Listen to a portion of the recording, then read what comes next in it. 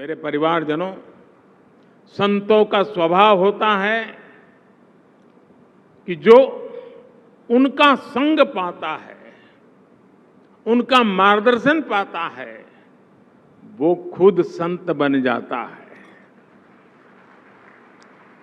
अरविंद भाई का पूरा जीवन इस बात का सबसे बड़ा उदाहरण है। अरविंद जी वेशभूषा से भले ही एक बिल्कुल सामान्य जीवन जीते थे, सामान्य से व्यक्ति दिखते थे, लेकिन भीतर से उनका जीवन एक तपे हुए संत की तरह था। पूज्य रणछोड़ दास जी की अरविंद भाई से बिहार में आए भीषण अकाल के दौरान मुलाकात हुई।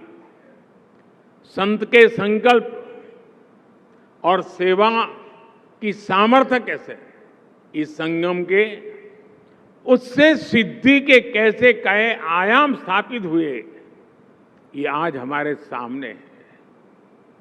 आज जब हम अरविंद भाई की जन्म शताब्दी मना रहे हैं, तो ये जरूरी है कि हम उनकी प्रेरणाओं को आत्मसात करें। उन्होंने जो भी जिम्मेदारी उठाई, उसे 100% निष्ठा से पूरा किया। उन्होंने इतना बड़ा औद्योगिक साम्राज्य खड़ा किया, मफतलाल ग्रुप को एक नई ऊंचाई दी। ये अरविंद भाई ही थे जिन्होंने देश का पहला पेट्रोकेमिकल कॉम्प्लेक्स स्थापित किया था। आज देश की अर्थव्यवस्था में और सामान्य मानवी के जीवन में अहम भूमिका निभाने वाली कई कंपनियों की नींव में उन्हीं की दृष्टि, उन्हीं की सोच, उन्हीं का परिश्रम है। यहां तक कि कृषि के क्षेत्र में भी उनके काम की काफी सराहना होती है। भारतीय एग्रो इंडस्ट्रीज फाउंडेशन के अध्यक्ष के तौर पर उनके काम को लोग आज भी याद करते हैं। भारत की टेक्सटाइल जैसी पारंपरिक इंडस्ट्री का गौरव लौटाने के में भी उनकी एक बहुत बड़ी भूमिका थी।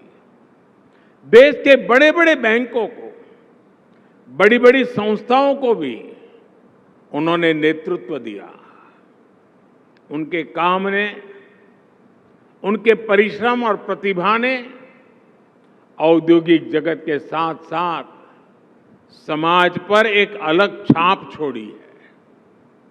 देश और दुनिया के कितने ही बड़े अवार्ड और सम्मान अरविंद भाई को मिले।